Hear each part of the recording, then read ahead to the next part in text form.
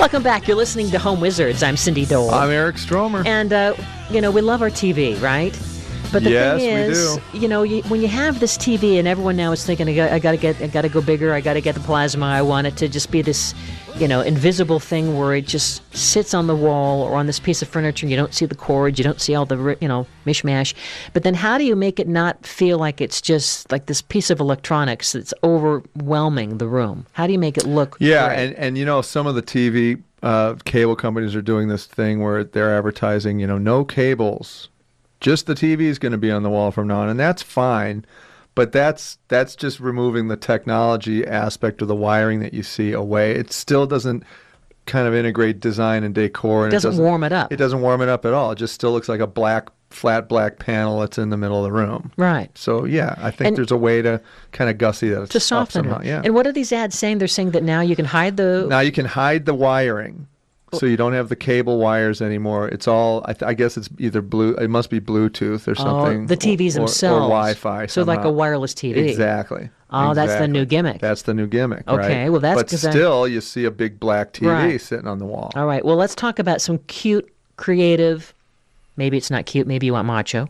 Right, manly, but whatever it is, just a gorgeous, warm and cozy, rich-looking thing like a designer would do. So, how about building a gallery? You could choose some interesting prints and photos and other hangable pieces of art, and this could be a way to remove the focus from the flat screen when it's not on, because otherwise, like you say, it's this big black thing that's just sitting there. Yeah, that's right. And I think people have this idea that since they've dropped the money on the huge 20,000-inch television, that's got to be the only thing dominating the wall. What you don't realize is that when it's off, it still wants to look like a room that is a place that you entertain. So why not bring, prints around it, vases, things that kind of distract you from that, thing. It's literally the elephant in the middle of the room. So you can do that with design. I love that idea. Yeah. And by thinking of, let's say, some pieces of art that are...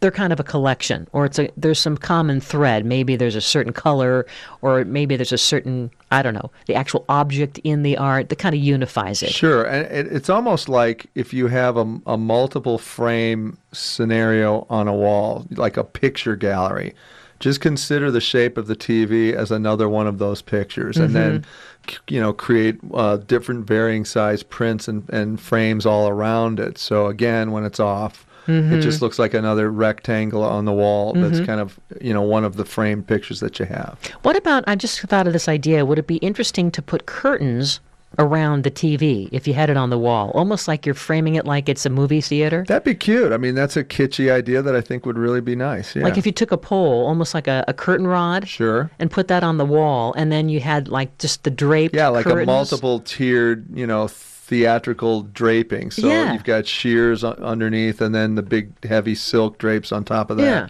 And they're red velvet, obviously, because that's what all those curtains used Would that to be neat? Black velvet, Just kind of a fun, different idea. Yeah, right. But other ways, just to kind of turn this TV into something that's softer. How about some tiered shelves that are wider than the TV itself, so it draws the eye to the collectibles when your TV isn't on, and it kind of diminishes the TV's, larger-than-life impact. Yeah, and keep in mind, there's two ways to go with this. You can either do sort of a hodgepodge of many varying sizes in terms of your frames and all of your different, decor ideas around it, or you can literally make it matchy-matchy and have everything really linear and exactly the same size with black frames, right?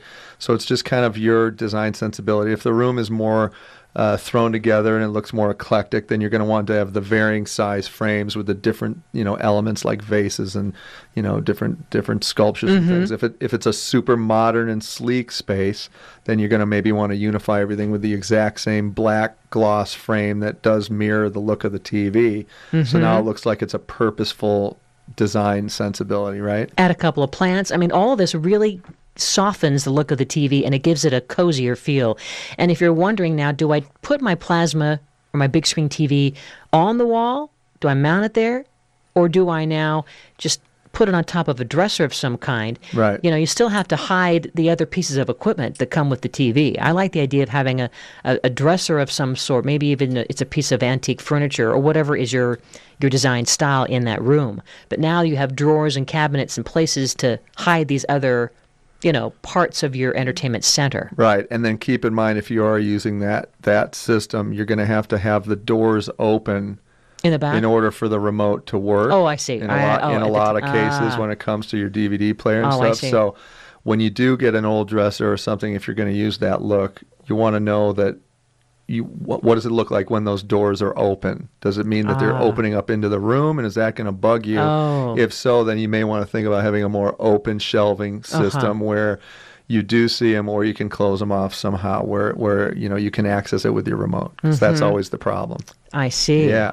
Darn it. Well, because I definitely don't think I'd like to have the doors open. Yeah, because I see that a lot in different homes I walk into where it's like the TV's on, the doors are open, and be careful when you walk by. Keep that door open, right? Oh, no. It's always sort of a strange transition. And the dog's running in and out and hitting it. Yeah. Oh. And if you're locked off on one channel, it's okay. And then there are also some systems where you can override having to have the remote interface with that thing, and it just has to interface with the TV itself. Mm-hmm. And so in that scenario, it wouldn't be an issue. But keep in mind, that's one of the technical angles you're going to have to contend with. That's kind of a nightmare. Also, the other thing, too, is think about building the television into a book shelving system. I love that which look. I think is really cool. Yeah. Because it really does cancel out the fact that the TV's in there a lot more when you see the spines of books poking out into the room with, eclectic keepsakes and things that are on those shelving systems. And I think that's a good way to disguise the TV, yet not have to cover it, but it doesn't kind of poke out in the room when it's not on. Here's a really cool idea that I've seen that looks really clean and sophisticated, and I think it would work in any room where, especially you're playing off the idea that the TV is typically black, right? Right. Is to have black and white photos that are with white matting and black frames, and you create a grid that has kind of a graphic look. I mean, any kind of pictures that you like. It could be family, photos, whatever. But the idea is you would have a line across above the TV and then maybe 2 rows vertically on the sides of the TV, almost creating like, like a C shape, right? If you can imagine a C that's going down. And then so the TV is now nestled inside, and it just feels very cozy because it's just surrounded by these photos that are all the same size.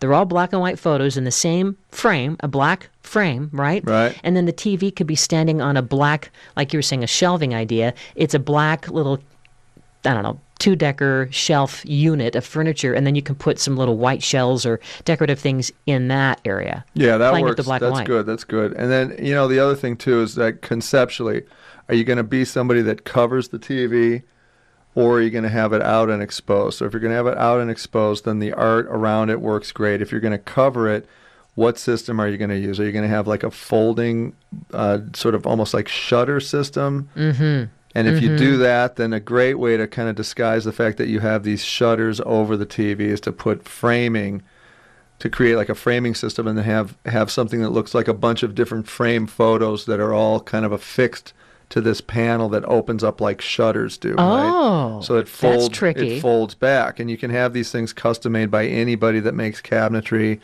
They would be able to do this very, very easily. It's literally like shutters with frames attached to them that goes over the television, right? Wow. And that would have to be a custom build, but it would be a great opportunity to have, interchangeable art that could slide in and out if you wanted, or, even a painting that could fold back somehow.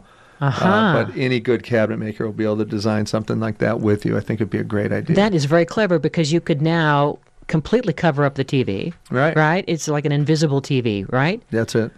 Or you move it out to the sides, and now you have... you either have you got 2 ways to go. I'm hiding this when it's not on, or doggone it, I got a huge TV. What are we going to do about it? Let's just put stuff around it. Those are your 2 options, I think. And we just go... Who do we go to help us with this? Cabinet maker would be perfect choice. Anybody that makes kitchen cabinets, anybody that builds furniture. The price points are probably going to be pretty reasonable. There are mechanics involved in it, but it's a very, very simple solution. I love that. Yeah, I know. And then we just come up with our own pieces of art that we would use that are framed, right? And if you have kids, it would be great to have you be able to just slide in interchangeable 8x10 drawings every couple of weeks. Like, hey, Here's the new gallery of zebras. She's doing zebras this month. Let's put those in there, and then you can always kind of interchange stuff. Very cute. Yeah. Or how about just using a wall of plates? I mean, a wall of plates is very classic and elegant, and you might have some really neat plates that are your family heirlooms.